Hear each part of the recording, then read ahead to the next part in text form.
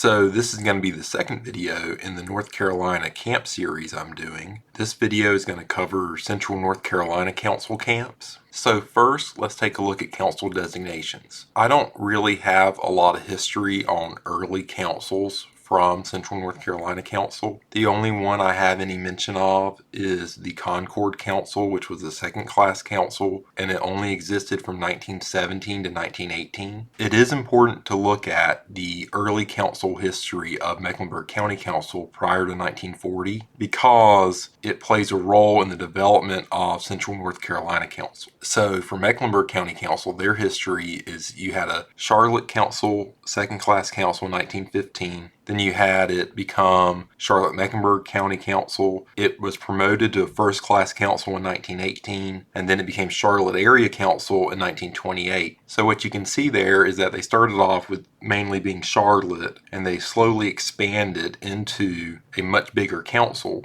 covering Mecklenburg County, and then covering additional counties. So when Charlotte-Mecklenburg County Council was reformed into Charlotte Area Council, it actually gained 8 counties in 1928. Now later, these counties would be split off of it, and they would become Central North Carolina Council in 1940, and Charlotte Area Council would be officially renamed Mecklenburg County Council in 1941. So the first camp we're going to take a look at is Camp Cabarrus.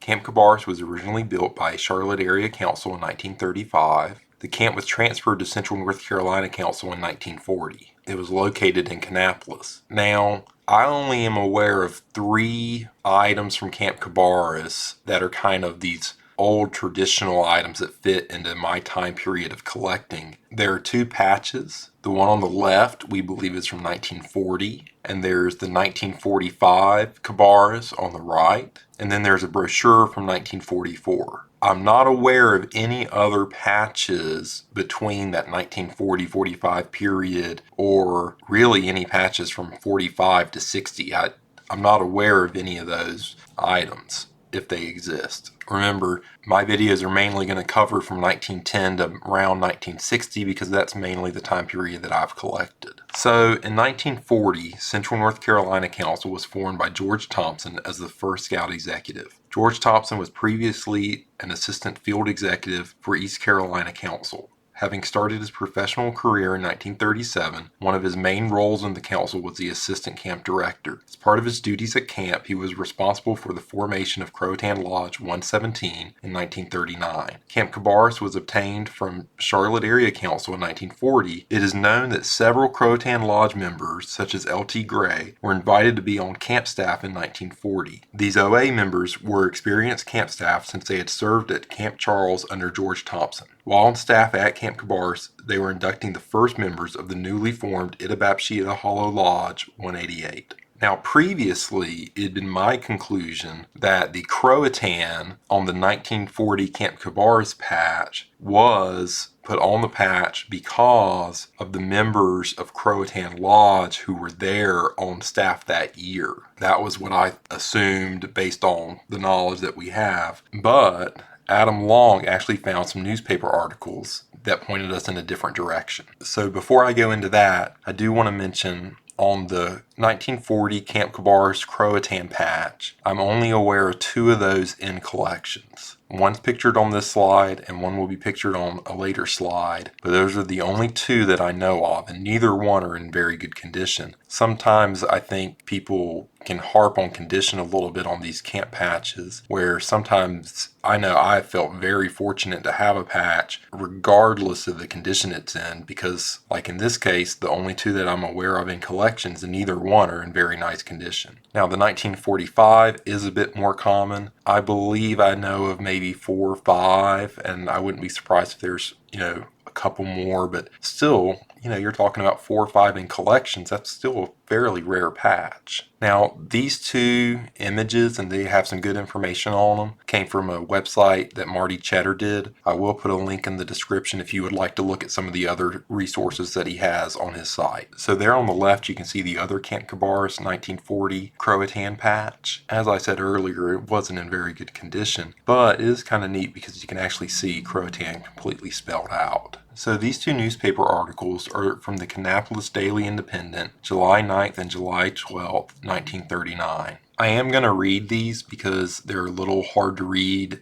From the first article, the campers have been working hard to secure points enough to enter the Croatan Lodge, an honorary camp organization. Points for entrance are based on achievements in many phases of camp life, and enthusiasm has run high throughout the week among those who are working for entrance. James Payne of Baden led the campers in points through Friday, but he was followed closely by 2 or 3 others. The track meet to be held today will probably determine the winner for the week. So from that, we can conclude that they were basically picking the scouts who were kind of the best of the best, the honorary campers, and that they were picking them on a weekly basis on some sort of point system, which is pretty common as far as honor campers earning points to receive that honor. So this is from the second article. On the other side of the lake, hidden in dense woods, are 11 cabins, each with accommodations for 8 boys. Each group is expected to get its quarters in order for inspection every morning at 9:15. Cleanliness and neatness of each dwelling is graded, and scouts with the highest number of points are allowed membership in the Croatan Indian Lodge, a camp secret society. So, some of the important information to take away from these two articles is 1, the date. So this is from the Kannapolis Daily Independent, 1939.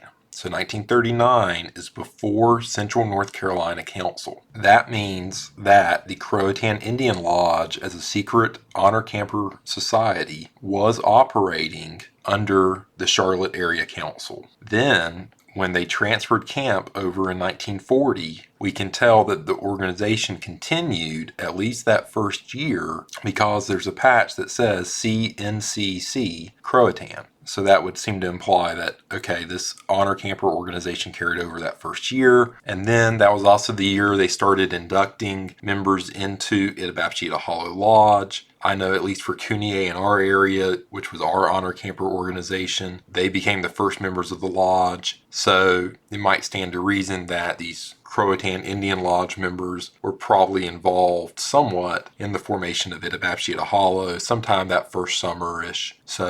But I think that all of this transition and all of this history is really important, and I think there's still some more that we could try to understand, but I think it's really cool that we've been able to piece what we have together.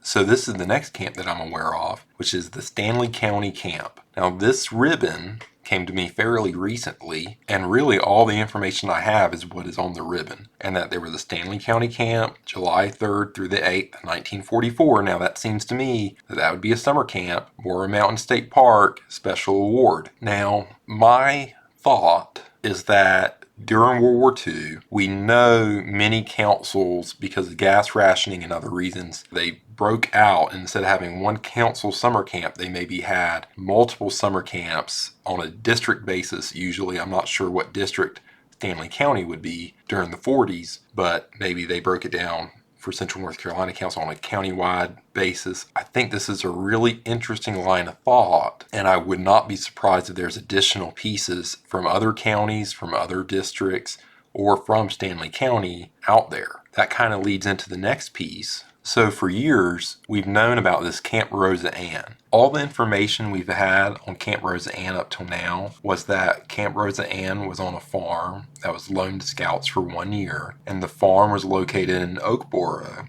which was part of Stanley County. Camp Rosa Ann was named after the woman who owned the land, Miss Rosa Ann. Now, Oakboro, Stanley County, okay, we just looked at a Stanley County camp's ribbon from 1944, so this would be the next year, still in that World War II time period. So I'm wondering if this is some further evidence of district and county camps existing during this World War II period and just not being well documented. And I'm wondering if other counties other than Stanley County were doing the same type of camping during that same time period. Now, Camp Dick Henning was established in Oakboro in 1948. The first week of summer camp was canceled due to a polio outbreak. The camp would remain open until 1965, when the camp began to purchase another property. That property would be known as Camp Barnhart, which is still in use today.